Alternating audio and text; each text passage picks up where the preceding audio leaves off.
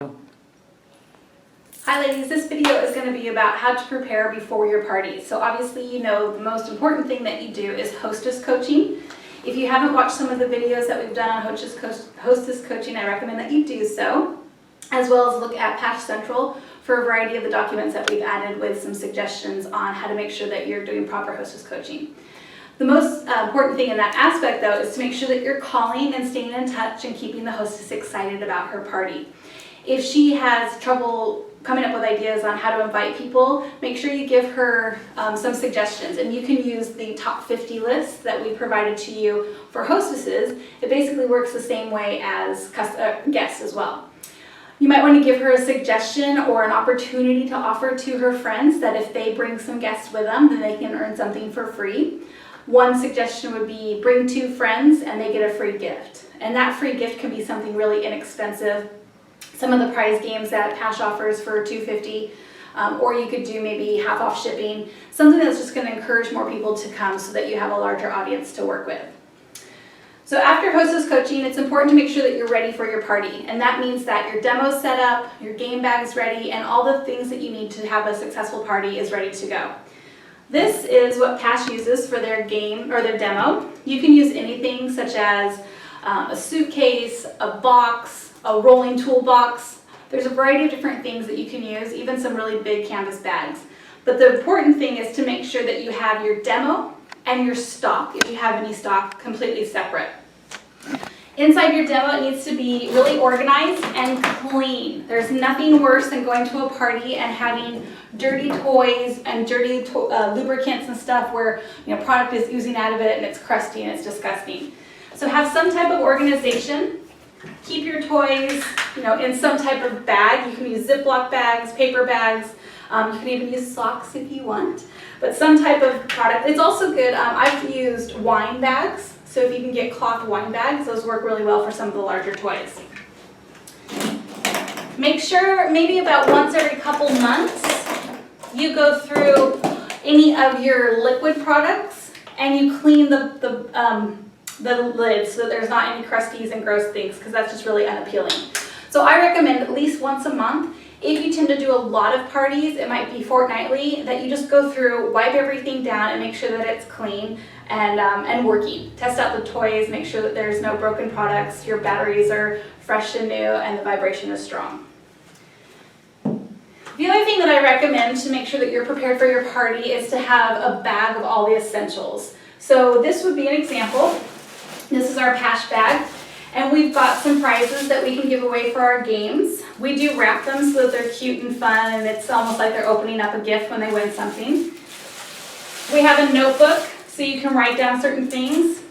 And this is great if people are asking questions, especially during the ordering process, and you don't know the answer to them. Write it down, make sure you take their name and number or their email and tell them that you'll get back to them. Don't give them false information because that's not going to be good, but also let them know that you will follow up and provide that extra customer service. You can put your extra order forms, catalogs, any of the hostess specials for the month in here. You'll hear me say that lamination is the key. I always laminate the hostess rewards and specials for the month so that you don't have to constantly print them out. They'll stay nice and clean for the whole month. And then tablecloths, whether you use one of PASH's tablecloths or one of your own, have it in here. And then any supplies that you need for your games. So if you watched one of the videos that I just recently put up, I talk about a game bag. And a game bag is really great because it's making sure that you're prepared for all the games that you possibly could do at a party. I know it's nice to be set and ready to go with a few games in your mind of what you're going to do at the party, but once you get to that show, you may realize that it's not going to work out. Whether it's a really small group and you had a super interactive game, you may need to keep it condensed and have something a little simpler. Or maybe you were going to play something like the holiday, the vacation game, and you have 20 people there. It's going to take you forever. So you want to be prepared and have all the necessary tools and supplies that you need. One of the things that I use when I do my parties is I use little lap boards, and this just gives you a whole professional approach. So I get these boards at Officeworks, maybe only 10 or 12, you don't need a ton of them. Great when there's a new school term coming up because you can get them on sale.